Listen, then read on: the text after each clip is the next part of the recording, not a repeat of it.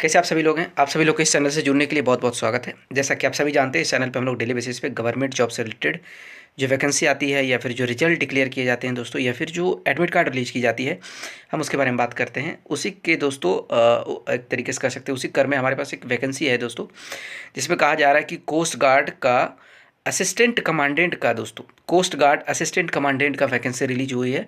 इसका रिक्रूटमेंट आया है दोस्तों। इसकी वैकेंसी आई है जिसपे 140 पोस्टों पे टोटल वैकेंसी आई है। आप इसको देख सकते हैं। इसका जो फॉर्म फिलअप करने का जो डेट रखा गया है दोस्तों, अब 5 दिसंबर 2024 से लेकर 24 दिसंबर 2024 के बीच में आप इसको रख सकते हैं। यानी कि आपके पास टोटल अगर देखा जाए तो 20 दिन का आपको समय मिला है दोस्तों। इंपॉर्टेंट डेट्स की अगर बात करें तो कहा जा रहा है कि 5 दिसंबर 2024 से आप फॉर्म को अप्लाई करने का डेट रखा गया है दोस्तों। लास्ट डेट जो है जिसमें आप फॉर्म फिलअप कर सकते हैं वो 24 दिसंबर 2024 है। वो भी शाम लगभग 5:30 बजे तक आप इसको फिलअप कर सकते हैं दोस्तों। स्टेज 1 का जो एग्ज़ाम डेट होगा 25 फरवरी 2025 को लिया जाएगा।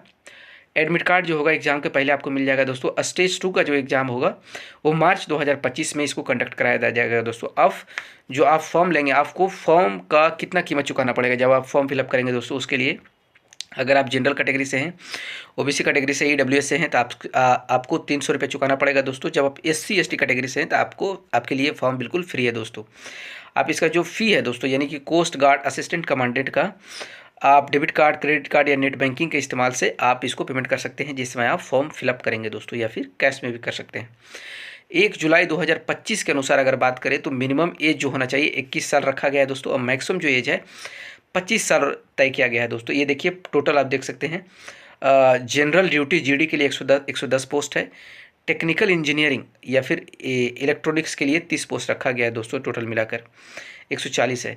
ये देख सकते हैं पूरा ब्रांच नेम है दोस्तों। और इस ब्रांच जौन से ब्रांच जाने में आपके लिए क्या क्या एलिजिबल होना चाहिए, आपके द्वारा क्या आपका क्वालिफिकेशन होना चाहिए दोस्तों। अगर आप जनरल ड्यूटी मेल में जाते हैं तो आपका क्वालिफिकेशन होना चाहिए bachelor degree with maximum 60% marks all semester, यानी कि सारे सेमेस्टर को मिलाकर 60% नंबर आपको चाहिए दोस्तों, मार्क्स चाहिए।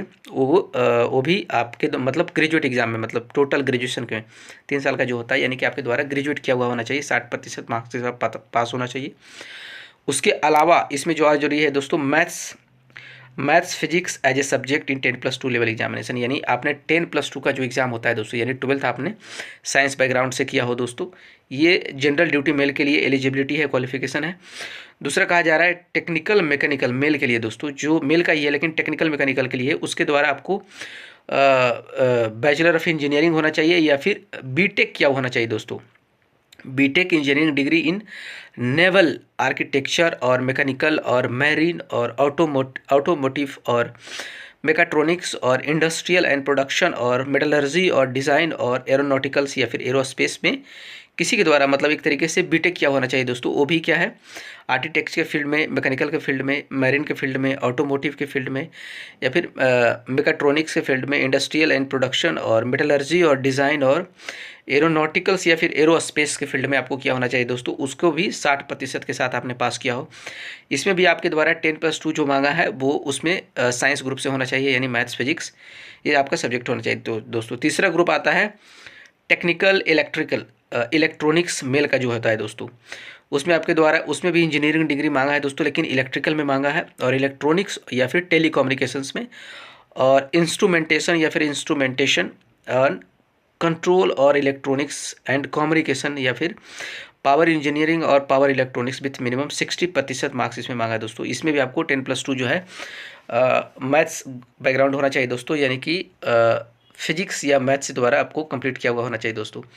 इसके अलावा अगर आप कुछ और जानना चाहते हैं कि इसका सिलेबस क्या होगा, इसका प्रोसीजर्स क्या होगा, इसमें और किस तरीके की चीज़ें आपको की जाएगी दोस्तों, तो उसके लिए आपको इसका नोटिफिकेशन डाउनलोड करना पड़ेगा। आप देख सकते हैं कि पिंक कलर में डाउनलोड नोटिफिकेशन करके सामने एक लिंक दिया हुआ है। जब आप उस पर क्लिक करेंगे तो इसका आपको नोटिफिकेशन डाउनलोड करने का ऑप्शन आपको मिल जाएगा दोस्तों, आपके सामने निकल कर आ जाएगा, जिसमें जितनी चीज़ें मैंने आपको बताया है उसके अलावा आप उसमें से चीज़ों को आप जान सकते हैं दोस्तों। आपको जानकारी आपको वहाँ पे मिल जाएगी दोस्तों।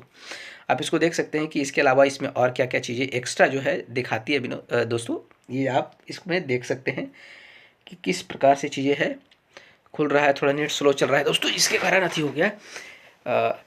इसको आप तो यही चीज़ आपको इसमें बताएगा दोस्तों, आप इसको देख सकते हैं। बाकी इसी प्रकार से अपडेट पाने के लिए आप हमारे चैनल को सब्सक्राइब कर सकते हैं दोस्तों। हमारे चैनल से जुड़ने के लिए बहुत बहुत धन्यवाद दोस्तों।